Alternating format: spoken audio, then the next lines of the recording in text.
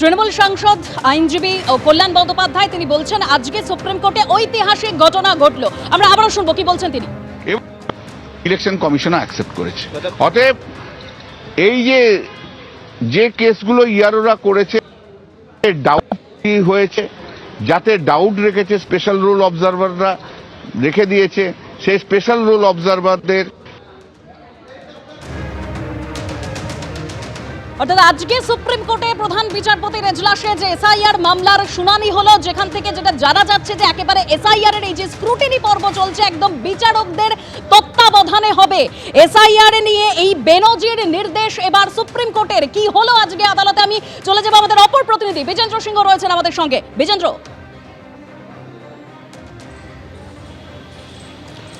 দেখো, আজকে সুপ্রিম কোর্টে বারবার একই প্রশ্ন আসছিল কি যে অফিসার চেয়েছিল ইলেকশন কমিশন সেটা স্টেট গভর্নমেন্ট দেয়নি।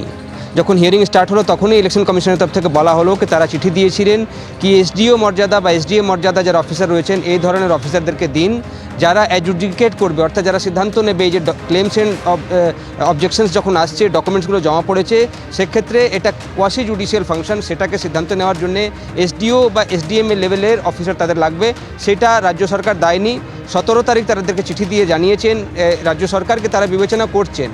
এবং আজকে হিয়ারিং চলাকালীনও স্টেট থেকে বলা হয় কি 69 জন এসডিও লেভেলের অফিসার তাদের কাছে রয়েছে, তারা এত সংখ্যক এসডিও তাদেরকে স্পেয়ার করতে পারে না। তখন হলো এই প্রশ্নটা উঠলো কি এটার সমাধান কী করে বের করা যাবে। সমাধান একভাবে বেরোতে পারে, যেটা ইলেকশন কমিশন বললো কি হয়তো সুপ্রিম কোর্ট অর্ডার দিক কোথা থেকে এই ধরনের অফিসার তারা পাবেন, বা অন্য রাজ্য থেকে তারা নিয়ে আসতে পারেন এই ধরনের অফিসার, বা পশ্চিমবঙ্গেই সিনিয়র লেভেলের যারা সেন্ট্রাল গভর্নমেন্টে রয়েছেন এই ধরনের অফিসার তাদেরকে অ্যাপয়েন্ট করা যেতে পারে। এবং তখনই এই প্রস্তাবটা আসে কি কলকাতা হাইকোর্টকে যদি রিকোয়েস্ট করে চিফ জাস্টিস, সেক্ষেত্রে সেখান থেকেও এই ধরনের অফিসারগুলোকে নিযুক্ত করা যেতে পারে। হিয়ারিং যেহেতু এখন করতে হবে এবং যে ডকুমেন্টসগুলো জমা দেওয়া হয়েছে সেটাকে রিজেক্ট করবেন অ্যাকসেপ্ট করবে সেই সিদ্ধান্ত তারা নেবেন। আজকে সুপ্রিম কোর্ট বারবারই বলছিলেন কি একটা ক্লার্ক লেভেলের অফিসার যাকে আপনারা ভিডিও প্রমোট করে অন্য সিনিয়র পোস্টে নিয়ে এসেছেন, তারা এই ধরনের সিদ্ধান্ত নিতে পারেন না। মানুষ ভোটার হবেন কি হবেন না, সেক্ষেত্রে একটা কোয়াসি জুডিশিয়াল ফাংশন এসডিও লেভেলের অফিসারদেরকেই থাকতে হবে। এবং পরে আমরা দেখলাম যখন এই প্রস্তাবটা আসছিল তখন ইলেকশন কমিশন স্বাগত জানায়, তারা বলে কি হ্যাঁ এই ধরনের আপনার অর্ডার দিন। কপিল সিবালও রাজ্য তরফ থেকে বললেন কি তাদের কোনো আপত্তি নেই।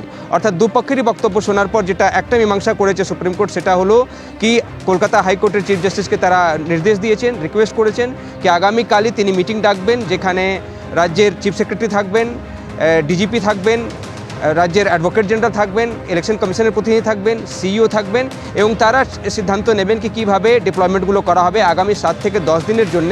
যারা ডিস্ট্রিক্ট জাজ রয়েছেন এখন বা যারা রিটায়ার করে গেছেন ফর্মার ডিস্ট্রিক্ট জাজ বা অ্যাডিশনাল ডিস্ট্রিক্ট জাজ যারা রয়েছেন তাদের একটা তালিকা তৈরি করা হবে এবং সেটাকে কলকাতা হাইকোর্টের চিফ জাস্টিসের যে আগামীকাল মিটিং বসবেন তিনি এই আধিকারিকদের সঙ্গে, সেখানে সেই তালিকা তৈরি করা হবে এবং সেই ফাংশনগুলো এখন এই ডিস্ট্রিক্ট জাজ বা প্রাক্তন ডিস্ট্রিক্ট জাজ যারা রয়েছেন তারা ডিসপোজ অফ করবেন। প্রায় 7.5 লাখ থেকে বেশি এরকম অ্যাপ্লিকেশন এখনও পেন্ডিং রয়েছে, যেটাকে ডিসপোজ করার পর চূড়ান্ত তালিকা বেরোবে। কিন্তু বারবারই আমরা দেখলাম যখন হিয়ারিং চলছিল একটা প্রশ্ন উঠে আসছিল, একবার চিফ জাস্টিস বললেন ওকে আপনারা বোধহয় সিরিয়াসনেসটা বুঝতে পারছেন না, এসআইআর কতটা সিরিয়াসভাবে করা উচিত সেটা হচ্ছে না। যদি টাইমলি এসআইআর না হয় তাহলে কি কনসিকুয়েন্সেস হতে পারে আপনারা জানেন। ইলেকশন করাতে আপনারা পারবেন না, সেক্ষেত্রে কি হবে। তখন আমরা দেখলাম ইলেকশন কমিশনের আইনজীবী বললেন কি সেক্ষেত্রে কনস্টিটিউশনে ওটারও প্রভিশন আছে কি যদি ইলেকশন না হয় তাহলে কি করা যেতে পারে, তার প্রভিশনসগুলো রয়েছে। কিন্তু রাজ্য সরকার থেকে বলা হয় কি তারা চাইছেন না ডিলে হোক, তারাও চাইছেন কি সময় মোতাবিক ইলেকশন হোক এবং তারা সহযোগিতা করবেন, এটা কপিল সিবাল বারবারই বলছিলেন। এবং তারপর আজকে সুপ্রিম কোর্ট বলেছে কি 28 তারিখ যেটা লাস্ট ডেট রয়েছে লিস্ট বের করার, সেটাতে আজকে সুপ্রিম কোর্টে ইলেকশন কমিশন বলে কি 95% তারা ইতিমধ্যে কমপ্লিট করে ফেলেছেন লিস্ট। সেক্ষেত্রে সেই লিস্টটাকে 28 তারিখ বের করতে দেওয়া হোক এবং সাপ্লিমেন্টারি লিস্ট হয়তো তারা পরে বের করে দেবেন যেটা বাকি রয়েছে। সেক্ষেত্রে এত ক্লেমসগুলো রিজেক্ট করা হচ্ছে, এই অভিযোগ করা হয় স্টেটের তরফ থেকে কি যত ক্লেমস যাচ্ছে সেটা রিজেক্ট করে দেওয়া হচ্ছে। আজকে সুপ্রিম কোর্টে ইলেকশন কমিশন বলে কি অন্য রাজ্যগুলিতে এর থেকে বেশি রিজেকশন হয়েছে, পশ্চিমবঙ্গে তো শুধুমাত্র 7% রিজেক্ট হচ্ছে, অন্য রাজ্যগুলিতে উদাহরণ দিয়ে তারা বলেন কি 20% রিজেকশন রেট রয়েছে, 17% রিজেক্ট হয়েছে তামিলনাড়ুর মতন স্টেটগুলোতে। সেক্ষেত্রে পশ্চিমবঙ্গের যে আবেদন জমা পড়েছে সেখানে রিজেকশন রেট কম। ইলেকশন কমিশন এটাও আশ্বস্ত করেছে কি নমিনেশনের লাস্ট ডেট অবধি আপনারা যাদের নাম বাদ গেছে তারা নাম ইনক্লুশনের জন্য ফর্ম জমা দিতে পারেন, তাই তারা চাইছেন কি 28 তারিখের যে ডেডলাইন সেট করে দেওয়া হয়েছে সেটা যেন তাদেরকে ইমপ্লিমেন্ট করতে দেওয়া হয়। 28 তারিখ যেটা লিস্ট এখন অবধি যারা তৈরি করে ফেলেছেন তারা বলছেন 95% তাদের কমপ্লিট রয়েছে, সেটা তারা পাবলিশ করবেন চূড়ান্ত তালিকা, এবং বাকি 5%-এর জন্য তারা বলছেন কি যে প্রক্রিয়াটা এখন স্টার্ট হবে, যেটা 7 থেকে 10 দিনের মধ্যে হবে, যেটা আজকে চিফ জাস্টিসও বললেন সুপ্রিম কোর্টের যে 7 দিন থেকে 10 দিনের মধ্যে এই যে অফিসাররা যারা আগামীকালের মিটিংয়ের পর ডিসপোজ অফ করা হবে ইলেকশন কমিশনের কাজের জন্য, তারা যে পেন্ডিং কেসেসগুলো রয়েছে সেটা ডিসপোজ করে দেবে। এখানে ভূমিকা ছিল কি ইআরওদের ভূমিকা কি থাকবে, মাইক্রো অবজারভাররা থাকবেন কি থাকবেন না। সুপ্রিম কোর্ট এখানেও একটা মিডল পাথ নিয়েছে, তারা বলেছেন কি মাইক্রো অবজারভাররাও থাকবে এবং রাজ্য সরকার যাদের যে তালিকা দিয়েছে সেই অবজারভাররাও থাকবেন সেখানে, যাদেরকে ইলেকশন কমিশন অ্যাকসেপ্ট করেছে, এবং দুপক্ষেরই প্রতিনিধিরা থাকবেন অ্যাসিস্ট করার জন্য। যখন এই কোয়াসি জুডিশিয়াল ফাংশনটা ইমপ্লিমেন্ট করবেন ডিস্ট্রিক্ট জাজ বা অ্যাডিশনাল ডিস্ট্রিক্ট জাজ বা প্রাক্তন ডিস্ট্রিক্ট জাজ, সেই সময় এই আধিকারিকরা অ্যাসিস্ট করার জন্যে এই প্রক্রিয়া অ্যাসিস্ট করার কাজ তারা করবেন, সেটা সুপ্রিম কোর্ট আজকে বলেছে। হিয়ারিংয়ের জন্য নেক্সট ডেট রাখা হয়েছে মার্চের ফার্স্ট উইক, এবং তার আগে ইলেকশন কমিশন যেহেতু আশ্বস্ত করেছে কি 28 তারিখ তারা একটা লিস্ট প্রকাশ করে দেবেন, ফাইনাল লিস্ট, এবং কিছু যে নামগুলো বাকি রয়েছে সেটাকে তারা সাপ্লিমেন্টারি লিস্টে প্রকাশ করবেন, এটাও ইলেকশন কমিশনের তরফ থেকে বলা হয়েছে। তবে কল্যাণ বন্দ্যোপাধ্যায় যেটা বলছিলেন কি এটা ঐতিহাসিক, এবং তারা মনে করছেন কি তাদের জয় হয়েছে। এই যে অফিসাররা যারা আগামীকালের মিটিংয়ের পর ডিসপোজ অফ করা হবে ইলেকশন কমিশনের কাজের জন্য, তারা যে পেন্ডিং কেসেসগুলো রয়েছে সেটা ডিসপোজ করে দেবে। এখানে ভূমিকা ছিল কি ইআরওদের ভূমিকা কি থাকবে, মাইক্রো অবজারভাররা থাকবেন কি থাকবেন না। সুপ্রিম কোর্ট এখানেও একটা মিডল পাথ নিয়েছে, তারা বলেছেন কি মাইক্রো অবজারভাররাও থাকবে এবং রাজ্য সরকার যাদের যে তালিকা দিয়েছে সেই অবজারভাররাও থাকবেন সেখানে, যাদেরকে ইলেকশন কমিশন অ্যাকসেপ্ট করেছে, এবং দুপক্ষেরই প্রতিনিধিরা থাকবেন অ্যাসিস্ট করার জন্য। যখন এই কোয়াসি জুডিশিয়াল ফাংশনটা ইমপ্লিমেন্ট করবেন ডিস্ট্রিক্ট জাজ বা অ্যাডিশনাল ডিস্ট্রিক্ট জাজ বা প্রাক্তন ডিস্ট্রিক্ট জাজ, সেই সময় এই আধিকারিকরা অ্যাসিস্ট করার জন্যে এই প্রক্রিয়া অ্যাসিস্ট করার কাজ তারা করবেন, সেটা সুপ্রিম কোর্ট আজকে বলেছে। হিয়ারিংয়ের জন্য নেক্সট ডেট রাখা হয়েছে মার্চের ফার্স্ট উইক, এবং তার আগে ইলেকশন কমিশন যেহেতু আশ্বস্ত করেছে কি 28 তারিখ তারা একটা লিস্ট প্রকাশ করে দেবেন, ফাইনাল লিস্ট, এবং কিছু যে নামগুলো বাকি রয়েছে সেটাকে তারা সাপ্লিমেন্টারি লিস্টে প্রকাশ করবেন, এটাও ইলেকশন কমিশনের তরফ থেকে বলা হয়েছে।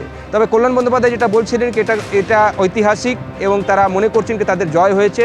কেন কি সুপ্রিম কোর্ট প্রথম এই ধরনের নির্দেশ দিয়েছে হাইকোর্টকে, যারা একটা কমিটি করে দিয়েছে সুপ্রিম কোর্ট আজকে, সেই কমিটি ঠিক করবে কি কীভাবে এটাকে ইমপ্লিমেন্ট করা হবে, কোন ডিস্ট্রিক্ট জাজ এবং অ্যাডিশনাল ডিস্ট্রিক্ট জাজ বা প্রাক্তন ডিস্ট্রিক্ট জাজ তাদেরকে ইনভলভ করা হবে।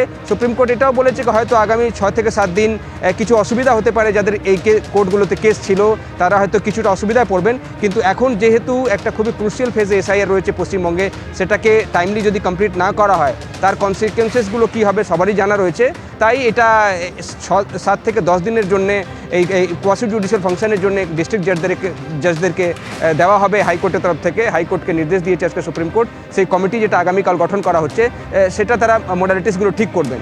তার সঙ্গে সঙ্গে ইলেকশন কমিশন আজকে এই অভিযোগ করে কি 28টা এফআইআর কেস তারা করেছেন, এবং তবে রাজ্য পুলিশ কোনো পদক্ষেপ নিচ্ছে না। বিভিন্ন জায়গায় যারা